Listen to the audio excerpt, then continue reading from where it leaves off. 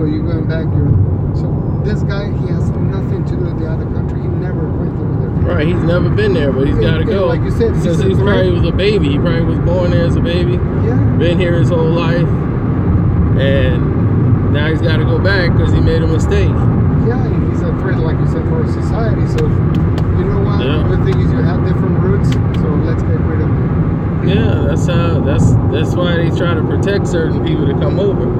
But what's crazy is that the Russians and everybody else, they come overseas pregnant, the women, and they have their babies here, and then they go back to Russia. Now the baby got dual citizenship. Yeah.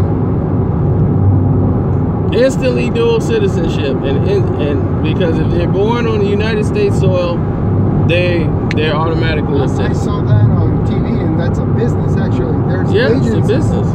Agencies in Russia that offer you, would you like your kid to have to be born in Russia. So now they got dual citizenship. They can go back to the United States whenever they want. That's why there's so many Russians here. But this is how you can chase, like, people chasing their dreams. My cousin, well, he's like my cousin. We call each other cousin. Like I told you, he wanted to go into the print shop business. So he decided, like, you know what? I'm going to try this print shop thing out. I want to do it since we were kids. You know, I want to get my printing company. I want to get that lot. I'm going to buy it. And I told him, don't do it. Don't waste your savings. You know, save your money. You know, it's very vital that you save your money in this economy that we were going through because of the housing. You know, because in 2008, everybody was losing their homes. So now he ends up losing his house. He didn't listen to me. So now he's got to rotate and relocate all the way over to another facility, you know, where to live, an apartment. But see, it's hard to do that sometimes without, he wanted all the business and everything without making the sacrifices. If you don't make the sacrifices, like, I'm like, dude, you got a family, you got a girl. She wants to go out to dinner and nightclubs and something. If both of you guys' minds are not set on this as being a goal, it's not going to work. Your wife has got to be just as committed. Y'all got to be working towards it together. So he was working on it alone while she was working. So when he actually got the place and up and running, he was so in the hole because he took a bad loan with a high interest rate for that property and that lot. So anything, he's hoping just to break even, hoping like, okay, I'm gonna break even, because he's like, I got it for a good steal because of the 2008, you know, all the housing market, the property was low. But I'm like, you're wasting all that on office space. And here's the problem: people don't use printing like they used to. People are printing from home now. I was like, you know how many people have printers at home? They can make their cards on a computer now. Matter of fact, they don't even they send electronic cards. Printing companies is not going to help you. Yeah. I tried and tried. You know how you try to reason with people and you try to help them and they just don't get it. It's sad, but I tried to tell them, I said, you're losing money hand over fist every month. You're not even breaking even. So you're losing money every month, basically, because you have a facility you don't need. You could have ran this out of your house and just done differently, go digital. Yeah, do another approach. Right. I would have been selling the paper. You would have made more. I told him you would have made more money selling paper to companies and offices, selling it to corporations. You would have made a whole nother business. But you were so hell-bent on trying to live out a dream that you made that into a reality, but you didn't look at what was going to cost you. You didn't make any sacrifices for it. The market had changed. A printing business now, opening up a printing business right now is insane. Yeah, just look, Vistaprint. Right. 500 business cards for $9.99. Exactly. Who's going to compete with that? Exactly. And flyers and everything. Get it all digitally made for you. Vistaprint has been going around. I got my cards made at Vistaprint. Exactly. But now everything is done electronically to the point where you basically don't even need cards. We went to a convention and everybody was shocked I didn't have cards. I had like one card left and I'm like, I'm keeping it. I just said, well, this is my last card. You already got me on LinkedIn, right? Or just join me on LinkedIn. They got their phones, they put me on LinkedIn, boom, I'm there. So they don't even need my card. Yeah, it's just wasted paper. So, right, so that's where the technology is now. So you know that your money that you make is going to be limited. Because the way the printing company does is they have to work with major corporations in order to get their money. So I'm like, you're behind the 8 ball because I'm like, you think you got the one hookup because you got a little mom and pop store. They're not going to use paper like that all the time. You have to be linked to major corporations that burn through paper. So I'm like, your best bet was just to sell the paper. I would have just got in the paper selling business and be like, look, here's the paper you guys are going to need for your printers and copiers, because that's something that they're going to need repeatedly. They're going to offer, they're going to order that in bulk. Even in getting like a technician degree in printers or, you know, all those appliances they're using right now, it would be good. Like fixing on maintenance on the machines and all that. You know, that's my dad's job right there. Oh, that's what he does? Yeah, he works at USAA. Oh, okay.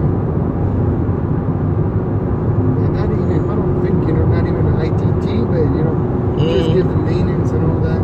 There's a company here in Tampa, they just give maintenance to the chairs that you sit down on your desks. Yeah. They come, they put some oil on the wheels, they change, you know, the armresters, the headrests. Even, you know, if you need a new seat or if you need a back seat, they replace it all. And it's like, I was watching the guy doing that, taking his time to do this, and it's like. So when you chase your dream, one thing you have to do is research. You have to, even though it's your dream and you're passionate, you have to research to see what is the market for what you want to create. I mean, I would love to create something that I just love to create, but if I'm not going to make any money in it, what's the point? To just say I made it. If it's something for me personally, yeah, okay. If I could survive taking that hit and I just wanted to make something just to have it for my own personal view, yeah. But if you're looking to make a business out of it, you better research the market. Because a needle in a haystack is not good odds, especially when it comes to this. Right, that you wait on that needle in a haystack that's a dangerous way to live.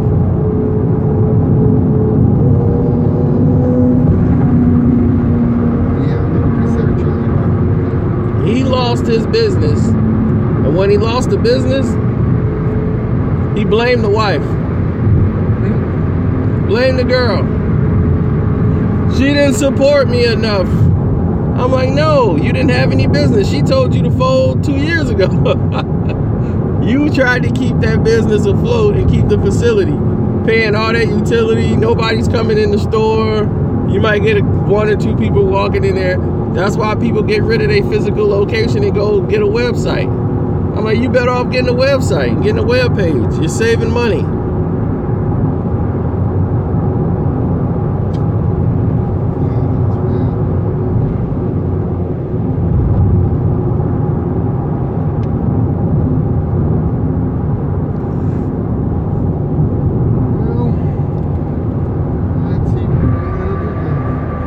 Yeah, that's why I tell people, don't chase your dreams, chase your reality.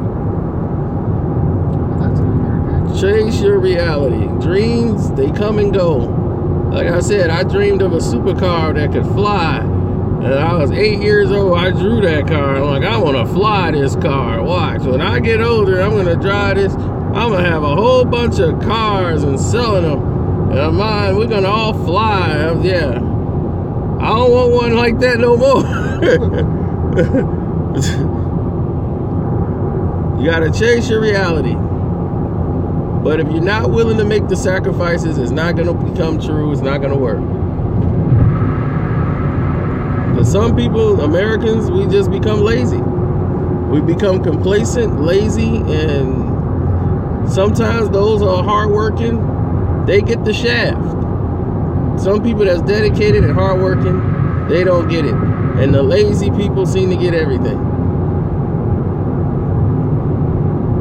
The guy lazy, don't want to do nothing. Next thing you know, somebody gives him a job where he's the assistant director. You be like, how's he assistant director? He doesn't do anything.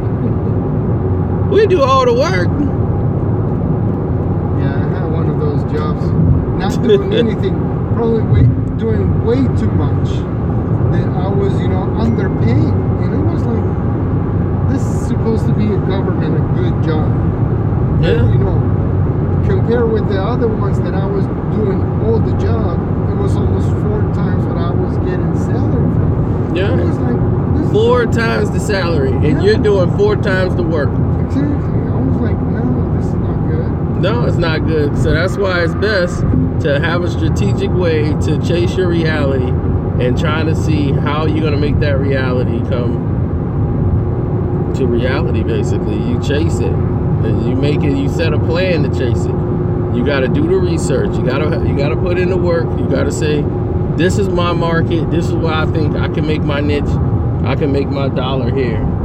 This is where people are not doing. You look at what other people are doing who's doing the same thing that you want to do and say, what are they doing? Now, how could I be different? What I'm doing that's different than them. And once you see what you're doing and it's different from theirs, then you might have a niche. You might have that window where you could exist. And people will gravitate to you if they like what you do more than them. You chase that reality, you'll make it. But I would say this one goes along with what like kind of exceptional things that you do with your business. Mm-hmm. Marketing. Oh yeah. If you don't know anything about marketing, it's so hard to push it too. No, you don't have to know anything about marketing.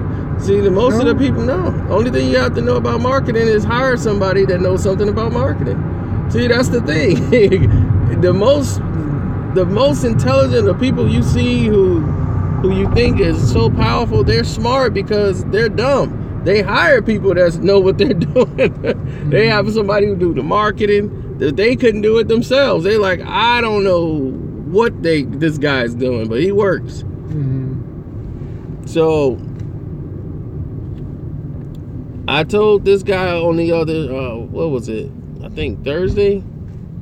I told this guy last Thursday, I said, look, he was trying to market something. And me, I've always been good at marketing. So he said, well, you're good at marketing. I was like, if I believe in the product, it's easy.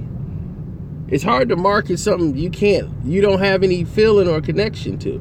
That's when it's hard. And I was like, I couldn't do it. It's hard because I'm like, I have I can't lie like that. I can't just sit there and lie and feed you lies and tell you, it's delicious if it's nasty. I just can't do it. Mm-hmm. So it's a genuineness with me. So when people hear me talk, they say, I believe him because I know he's not lying. Mm-hmm. So I just have that. And people have never met me before in their life. They know. They said, no, this guy, he's not lying. He's telling the truth. Like, I believe him. Like he has that quality. And that's how marketing worked for me. And I really didn't know anything about marketing at the time. It just worked because they believed it. And that's exactly what the guy told me. He was like, look, I've got a degree in marketing. He says, there's people with degrees that can't do what you do. There's people that just can't do. They don't have that quality. They have qualities of pitching and being artificial and doing scripts. That's what you're taught in marketing. You're taught how the climate changes, certain things that you hit on that are key, that people, respond to. Like the 15 and 5. Like if you want people to stop in front of you, use your hand. That works.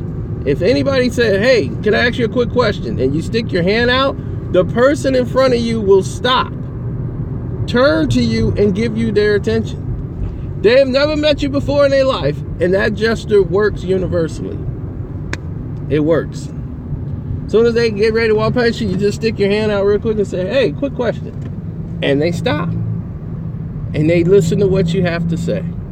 They might say no, just like somebody else, but if you don't do your hand like that, You don't stick your hand out and you just try to talk, and then while they're walking, they'll walk right by you.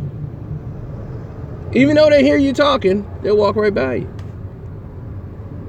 So these little gestures and little things that you say, like words like fair enough, you use fair enough? Does that sound fair enough to you?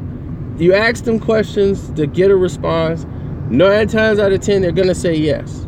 The way you line up your question, and when you say fair enough at the end, no matter what it is, you say some key words and you say fair enough. It's just the tone that you say it in. They go, yeah, it's fair enough. You know, people are automatically used to agreeing based off tone. Mm-hmm. So a lot of these marketing tips come in and they help you. Most of it, you can get it off the internet. Like you can go on the internet and just research like marketing tips real quick and things like that. It's a lot of information on the internet, but they just did a research and show most people really go to like 4 things on the internet all day long. I'm like, that's it? They're like, all the millions of sites on the website, people go on the internet and they look at like 4 sites only. I'm like, wow. And they were showing the top sites people go to: Twitter, Exactly. Facebook, or some type of social media. It's like Twitter, Facebook, MySpace, or some music channel. They never used the internet for what the major purpose of it was for information. They go there to clutter their brains, to distract themselves from the reality. And they don't make that sacrifice. They say, look, I got to cut this off because I don't want to work for somebody for the rest of my life, 30, 40 years, and be underpaid for 30, 40 years. I just don't want to do it. Yeah, I'm right now in that stage. I'm like, I'm done. Right, I worked at a machine shop. That is funny that you say that, you know, about talking and saying the truth. Today, I mean, yesterday I applied for a job. I used to be a foreign trained dentist. So I work here, you know, with some companies. And when I was telling, you know, the very bad experience that I have, you know, the other ones, getting all the money that I was working for, it was on the medical examiner's office in Pennsylvania. But after that, I didn't like it because, like I said, you know, the medical examiner's office, he was getting $255,000 a year. I was getting just $47,000 a year. Right. And I was the one putting the face, crime scenes, and, you know, going to the hospital, kidnapping medical records. Right. All the stuff, all the dirty job, which is, you know, that's well known. Right. The dirty job. And I said, no, it doesn't work. You know, criminal investigation was my passion for years, but it didn't work because underpaid. So I said, I'm not gonna do it. It's nice, but you know, it doesn't work. So now yesterday, I found this job. I became a college teacher too. Okay. And they shut down the college, and then I said, you know what? I'm not gonna teach anymore this in colleges because it's just as stupid. You have to adapt what you know and teach what the curriculum of the school wants you to give to the kids. So you're not teaching what's really necessary. And I didn't like that. You know, there were kids graduating just because we have to, you know, fulfill that number. Right, you gotta make and the I was like, numbers I'm up. not teaching what I know about my dentistry, my forensics, and everything that I was. So Right. I'm just not really contributing with, you know, very good stuff for this kid. So I don't want to work with a company like that. So this job that I saw yesterday was about, probably you heard, OSHA and HIPAA. Yeah. So how do you know, bring it to the dental clinics, how to explain, how to train the people, how to make sure everybody knows now that we have a new system from HIPAA and OSHA, that it was according to the regulations released in 2013, and people, they don't know anything about this. So I said, I can explain that to them. I can do that. I called the company and they say, can you, because the question, so they saw my resume and they said, okay, so you have to answer these 3 questions. What was the first question? Let me see. What is your, number, and tell us what are your strengths, number 1. 2, tell us what your last achievements, and number 3, why you're the right person for this position. I'm like, listen, just the way that you gotta hire people, asking these 3 questions, is the most stupid thing ever. I'm not answering these questions. So I hung up and said, I'm gonna think about this, but I was thinking, I'm gonna call and say, listen, I don't agree that the tools that you're using to hire people is the right for me. Maybe for another people, Right. you can have those 3 questions answered, but for me, it doesn't work.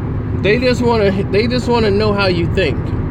And that's what I think. There's a book you can read called How to Answer Interviewing Questions. 250. They got 250 interview questions that people normally ask in interviews. And that's why when you said those 3, I knew exactly the format and why they asked those questions. They ask you these questions to know how you think. They want to see if they were going to get a reaction just like you gave. Those are the people that they're not going to hire. If you have anybody that questions the question, why are you asking me these questions? They're not hiring you. Mm-hmm. Because they do these things because they're looking for someone who's going to follow protocol and do A, B's, and C.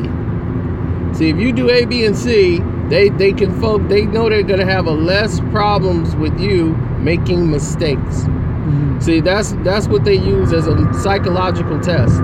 If the person can focus on A, B, and C and not focused on distractions, because when they get on the job, they're going to be, why we got to do this? Why we got to do that? I don't want to do this, man. Why we got to do it? You're going to question everything.